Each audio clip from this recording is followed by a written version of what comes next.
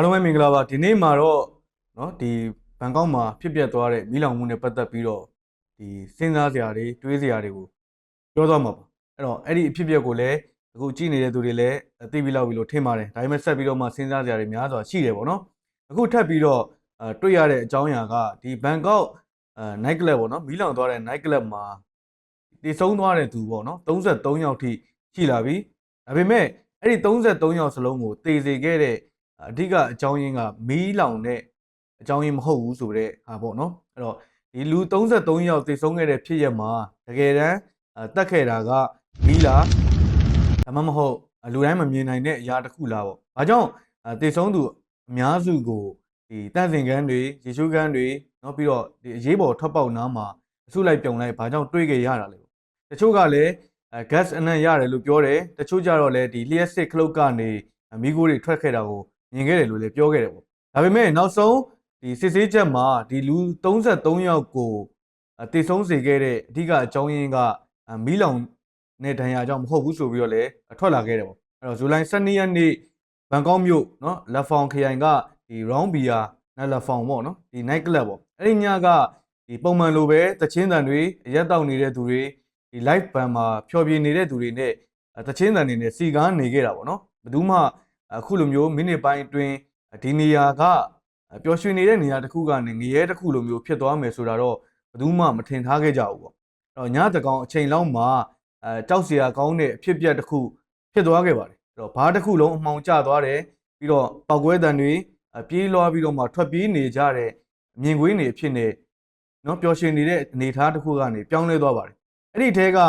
ဒီအသက်ရှင်လွတ်မြောက်လာတဲ့မျိုးသမီးတစ်ယောက်ကဒီမီးမလောင်ခင်9မိနစ်10မိနစ်လောက်ကလေးကဒီ gas အနံ့ပေါ့နော်သူအရန်ရနေတယ်လို့လည်းဖြေထားပါတယ်တစ်ဖက်မှာလည်းဒီ night club မှာပုံမှန်တီဆိုနေတဲ့ဆိုတော့တယောက်က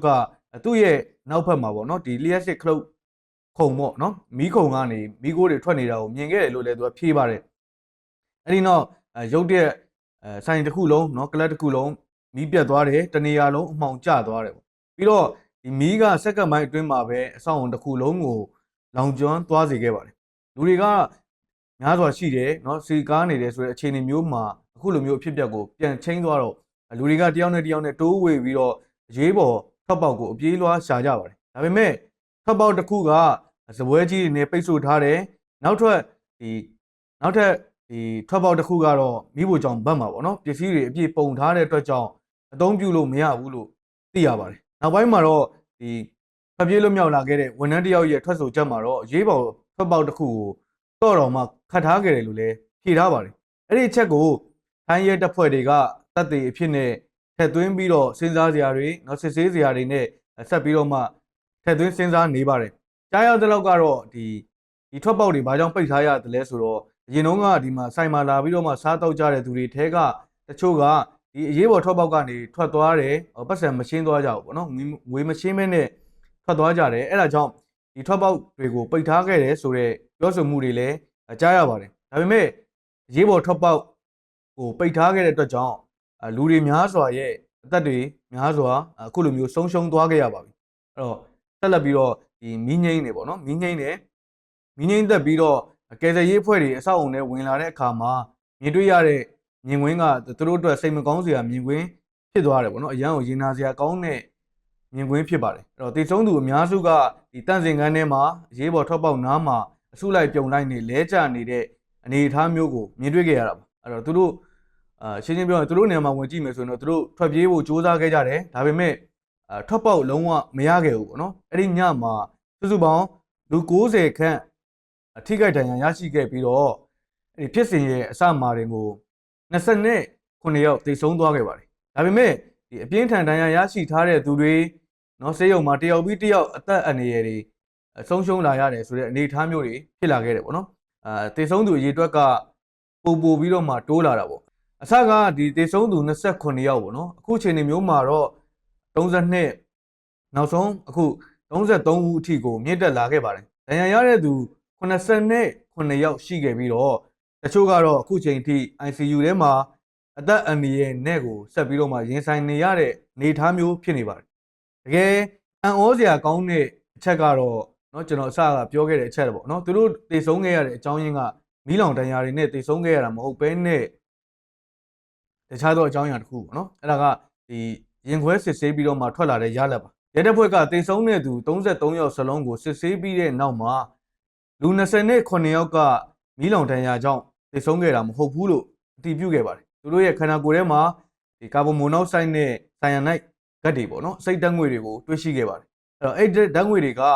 သွေးထဲကိုဒီအောက်ဆီဂျင်မရအောင်လို့ပိတ်ပင်ထားနိုင်တဲ့အခြေအနေမျိုးရှိတယ်ပေါ့နော်အဲ့တော့ပြင်းအားများရင်4မိနစ်အတွင်းမှာတင်ကိုအသက်အန္တရာယ်ဆုံးရှုံးနိုင်တယ်ဆိုပြီးတော့လေထိုင်းမှုကင်းဒီစေပညာဌာနကရှင်းပြခဲ့ပါတယ်ကျန်တဲ့6ယောက်ကတော့ပြင်းထန်တဲ့မီးလောင်ဒဏ်ရာတွေကြောင့်အသက်အန္တရာယ်ဆုံးရှုံးခဲ့ရတာပေါ့နော်ဒါဆိုရင်အဓိကအကြောင်းရင်းကဘာလဲပေါ့အဓိကအကြောင်းရင်းကိုကျွန်တော်ဆက်ပြီးတော့ရှာရမှာပေါ့နော်ဘာကြောင့်မီးလောင်ခဲ့တာလဲဘာကြောင့်မီးလောင်ခဲ့ရလဲဆိုပြီးတော့မှရဲတွေကစုံစမ်းတဲ့အခါမှာအခုမီးလောင်သွားတဲ့ night club ကသူတို့ဆိုင်ပေါ့နော်သူတို့ဆိုင်အတွက်ဒီလျှက်စစ်ဓာတ်အားတိုးမြင့်သုံးစွဲဖို့ဆိုပြီးတော့လျှက်စစ်ရုံးကိုလျှောက်ထားခဲ့ဘူးပါတယ်ဆိုပေမဲ့လည်းလျှက်စစ်ရုံးကဒီဆိုင်ရဲ့မီးသွေတန်းမှုစနစ်ကိုစစ်ဆေးမယ်လို့ပြောတဲ့အခါမှာဆိုင်ကငင်းပယ်ပြီးတော့မှဆက်ပြီးတော့မှမလုပ်တော့ဘူးပေါ့နော်စစ်ဆေးခွင့်မပေးခဲ့ဘူးဆိုသိရပါတယ်ဒါကြောင့်ခွင့်ပြုချက်မရရှိဘဲနဲ့ဒီဆိုင်ရဲ့လျှက်စစ်စနစ်ကိုဆိုင်ပိုင်ရှင်ကိုယ်တိုင်ကပြင်ဆင်ခဲ့သလားပေါ့နော်နောက်ပြီးတော့ဗိုလ်အားမြင့်လျှက်စစ်သွေတန်းမှုတွေတရားမဝင်လုပ်ထားသလားပေါ့ဝါယာရှော့ကနေမီးစပြီးတော့မှလောင်ခဲ့သလားဆိုတာကိုတော့ထိုင်းရဲတပ်ဖွဲ့ကအဓိကထားပြီးတော့စုံစမ်းနေပါတယ်ဒီ night club က night club license နဲ့မဟုတ်ဘဲနဲ့ live music ပေါ့နော် restaurant license နဲ့ပဲဖွင့်ထားတာလို့လည်းသိရပါတယ်AB လာတုံးက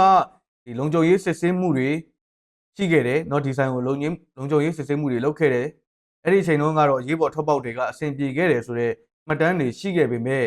မီးလောင်ခဲ့တဲ့ညမှာတော့ရေးပေါ်ထွက်ပေါက်တွေပိတ်ဆို့နေခဲ့ပါတယ်ဒါကပေါ်ဆမှုလားတာဝန်ပြက်ကွက်မှုလားဒါမှမဟုတ်တခြားသောအကြောင်းရင်းတွေရှိသေးသလားပေါ့နော်ဒီဖြစ်ရပြီးမှာတော့ဘန်ကောက်အုပ်ချုပ်ရေးအဖွဲ့တွေကဒီမြို့ထဲမှာရှိနေတဲ့တခြားသော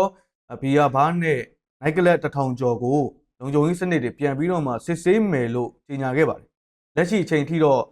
မီးစလောင်ရတဲ့အဓိကအကြောင်းရင်းကိုတော့အတိမပြုနိုင်သေးပါဘူးဒါပေမဲ့သေချာတစ်ခုကတော့အဲ့ဒီညမှာလူ33ယောက်စလုံးကိုသေစေခဲ့တာကမီးလောင်တဲ့အကြောင်းရင်းတစ်ခုတည်းမဟုတ်ဘဲနဲ့နော်ခုနကပြောသလိုလက်လူရှုမှုတွေလုံခြုံရေးအားနည်းမှုတွေမီးလောင်ခြင်းကနေစပြီးတော့မှထွက်လာတဲ့ဒီအစိတ်မီးကိုတွေပေါ့နော်ဒီအရာတွေအကုန်လုံးစုံသွားတဲ့အခါမှာလူတွေအားလုံးပျော်ရွှင်နေကြရတဲ့အချိန်ကနေဘယ်သူမှမမေ့နိုင်တဲ့เนาะဖြစ်ရဆိုးတစ်ခုဖြစ်နေပြောင်းလဲသွားခဲ့ရတာဖြစ်ပါတယ်။သူတို့ဘလောက်တောင်မှဒီအထဲထဲမှာဘလောက်တောင်မှကဘာပြက်နေမလဲပေါ့နော်။မီးပြတ်သွားတယ်ဘာဆိုဘာမှမမြင်ရတဲ့အနေအထားမှာလူအယောက်100လောက်ရှိနေတဲ့အဆောက်အုံထဲမှာဘလောက်တောင်မှရုံးရည်ဆန်ကတ်တွေဖြစ်နေမလဲဆိုတာကတော့တွေးကြည့်ုံနဲ့